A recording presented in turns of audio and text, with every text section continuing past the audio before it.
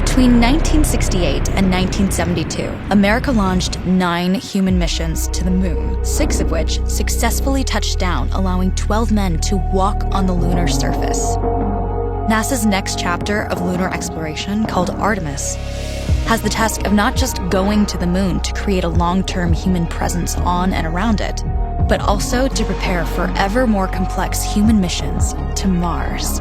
In short, everything we must be able to do here, we must first do here. So, what will an Artemis mission look like? Everything is designed and tested with our most important element in mind, the astronauts. This is their deep space, human-rated spacecraft called Orion, built in 3 parts. The crew module, where up to 4 astronauts will live and work throughout the flight. The service module, with life support systems for the crew and its own engine and fuel reserves.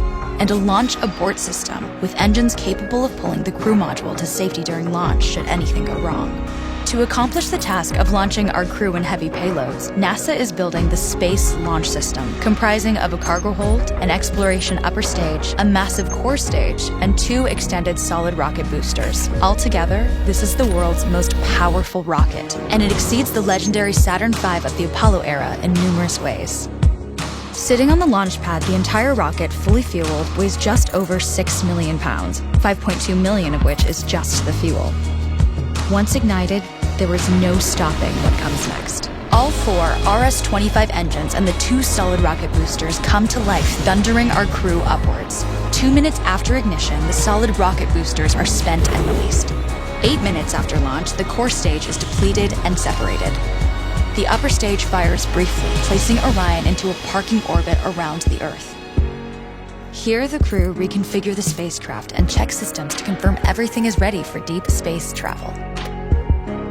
With a go from mission control, the crew reignite the exploration upper stage engines to leave Earth entirely. The exact timing of this maneuver is critical to reach a speed that can escape Earth's gravitational pull, but also put Orion on a course that will intersect the moon days later.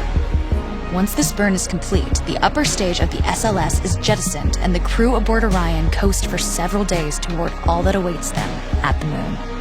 Approaching the moon, we see the fundamental differences between Artemis and Apollo. Instead of requiring Orion to serve as an expendable lunar command module or to carry a constrained lunar lander, the Artemis missions will take advantage of a different approach: pre-staging.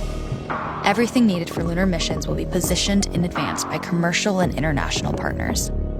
This includes rovers, science experiments, and human-rated systems on the surface.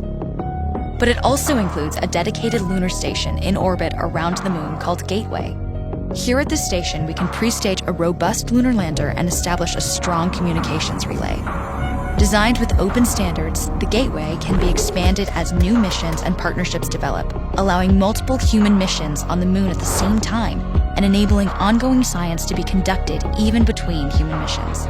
The Gateway is also capable of adjusting its orbit to allow access to every part of the moon, something the Apollo missions could not do. But the real key in this approach is placing Gateway in a unique halo orbit to perfect the maneuvers needed for Mars missions. And with the growing list of commercial and international opportunities, Gateway is the ideal hub between Earth and all that lies beyond. Returning to our crew as they approach Gateway, the Orion must match the elliptical orbit of the station in order to successfully dock. Once on board, pre-selected crew members transfer to the lunar lander, while those assigned to Gateway remain on station.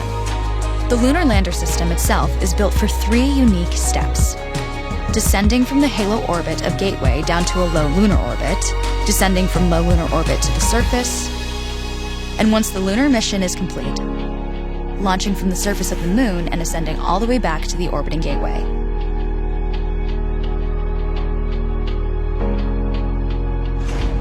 Once back aboard the Orion spacecraft and undocked from Gateway, the crew fire their engine once to break out of the halo orbit and once again to sling the spacecraft around the moon, placing it on a multi-day trajectory back towards Earth.